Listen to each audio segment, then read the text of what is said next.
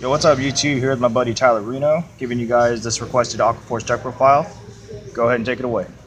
Alright, what's up, my dudes? So first off, we have the starter, Bubble Edge Draco Kid. I know this is a Ripple build, but if you play the other starter, the Ripple starter, the deck sometimes is a little bit more consistent, but this usually pluses 2, whereas the Ripple starter just sometimes pluses 1, so I kind of like to play this guy instead. Anyways, onto the 3s. We got 3 Miltiades, 2 Genovius, and 3 of the Blue Wave Grade 3 Anger Boil. So we only play 2 Genovius because you only need 1 in Legion and 1 in hand to do the optimal play. And with the amount of rifling through your deck for Ripples with all of your crits and your re-rides with Miltiades and Odysseus, you really see him way too often in hand, and a lot of times I'll just ditch him for Stride, but whatever. That's the main thing you want to sit on, though, is your Legion. These guys are usually to get you into late game if you don't see your Ripples, or to finish them off in late game if you've already seen your Ripples and you've put them to high damage, then they can't deal with a restanding Vanguard. So either one you start on, it really doesn't matter. They're all pretty great, and you don't need to play any specific Blue Wave cards to make him work. But I am playing the crit because, you know, the crit makes the Stride skill a plus instead of a wash. So anyways, those are the 3s. Then we got 2s. We have 3 Pavroth. I would play more, but the 2 lineup is kind of tight right now, and he doesn't have any sort of skill outside of the Vanguard circle. He's usually just a Ripple name, so only need 3. I play 4 Tidal Assault. He just runs the deck. He's a free restander, 4th Battle Enabler to hit with your Blue Wave Stride, your Lamberos, anything you want. Magnum Assault does the same thing, but puts on a little more pressure, but you have to burn a counterblast for him, which is understandable. But pretty much does the same thing that Tidal Assault does.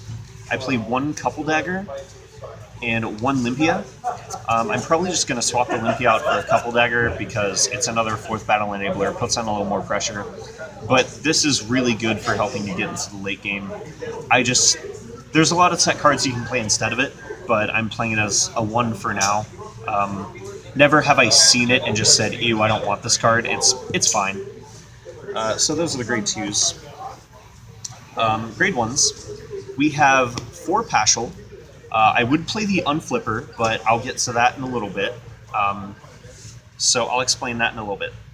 We're only playing 3 Soterio because you practically played, well, 5 copies of Soterio, essentially.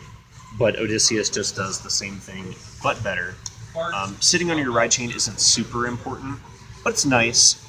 So I would play a 4th Soterio, but the grade 1s are really, really tight as well, and I can't really make room for it without taking out maybe a Stride Enabler or one more card I'll show you. So here are the 2 Stride Enablers. You only play 2 because you need some sort of outlet for your grade 3s. You don't really have a way to use them outside of Perfect Guards or the 1 screw we play in the G-Zone. So you don't really have to play very many of this guy. And then the reason that we play the regular Perfect Guard instead of the Unflipper is this right here. I play 2 Chorus. What she does essentially is she puts things in the bind zone for you, and if you put an unflipping Perfect Guard in the bind zone with her, you cannot use it. You can only use it for a 5k shield.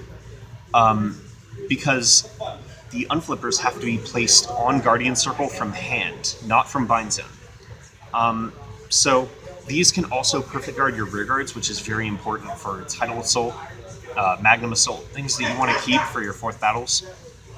And another thing, if you see this card, Narukami is practically an auto-win matchup against Voltage, because all you have to do is throw everything that they've bound into the guard circle against their Vanguard and say, you're not hitting me, and I'm at Thunderstrike 0, so have a good game.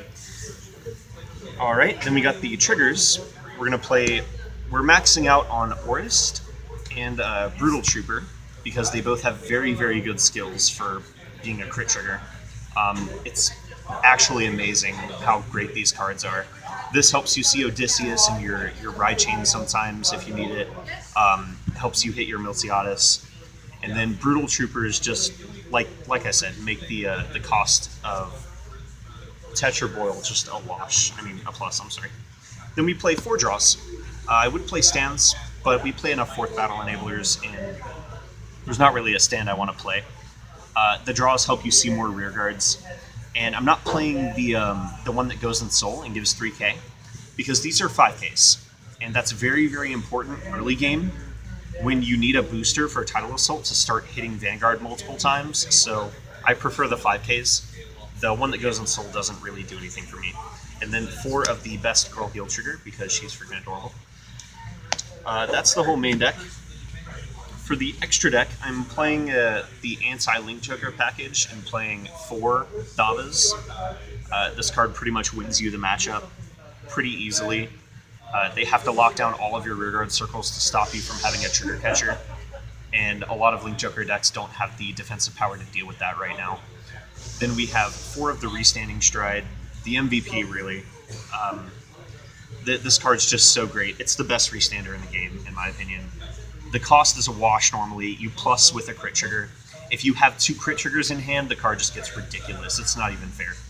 Then 2 Lambros. I would play 4, but there's not really a reason to. You have finishers all throughout the G-Zone, and what this guy does is he helps you kill other aggro decks if you've had to ride to 3 first, and then you G-guard, and then you go into this guy. Usually they do not have the hand to guard like 6 attacks with big numbers. Then we play the 1 Seabreeze to get to GB for our specific cards like Magnum Assault, if they're playing the grade 2 game with you.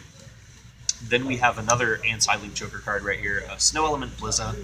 If you notice, all of these flip copies, so we get really big numbers off of Blizza really, really fast. So that card helps you finish off Link Joker. Then we're only playing 2 of the Aquaforce G-Guard. 1 Screw, because, you know, you need an outlet for your 3s.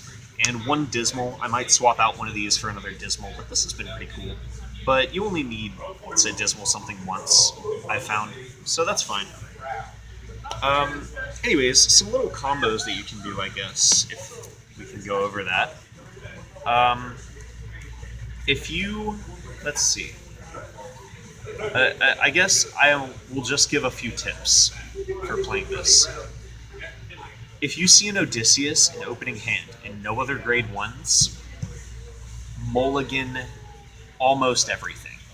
You need to hit another grade 1. And if you do, you practically win the game. It's really hard for other decks that aren't as fast as this to get advantage after you're smacking the crap out of them turn 2, turn 1 even. So if you see the grade 1, even if it's like a Chorus, you ride the Chorus, you call this, and if you have to, you throw this starter in Soul. You don't even care. And you get your Soterio, you get your booster, and you just, at that point, you have the aggression up into mid-game. And then we just use the Blue Wave engine for the late game. So that's another tip. And then another tip for Chorus is you don't always have to ditch a card with the perfect guard if you see it. Sometimes you won't have the hand and you just need the perfect guard to guard one little attack to avoid dying because the card gets 5k shield. So you just place it on Guardian Circle practically as an interceptor, and you don't have to ditch for it. It's just a 5k shield. Sometimes that works out really well. My other tip is that when you start doing your whole Legion shenanigans with Odysseus and Miltiades, if you have one Odysseus, start putting back your draw triggers and your ripple names before you actually put back in your Genovius and your heals and your crits, because you're going to be rewriting this guy a couple times and you don't want to be milling those back into your drop zone to have to put them back again. It's going to limit the amount of triggers in your deck. And putting more ripple names back allows you to plus even harder. And putting the draw triggers back means that if you mill those, it doesn't really matter because they're just 5k shields. And you don't want to deck out. It happens. Even with some crazy Legion chains, you go through the deck fast enough that you can definitely deck out. But yeah, this is my Aquaforce deck. It's been doing pretty well. It went 5-2 in Atlanta. Super fun to play. I love goofing off with this. There's so many stupid combo plays that you can do. And yeah, that's it. Thanks for watching, guys. Have a good one.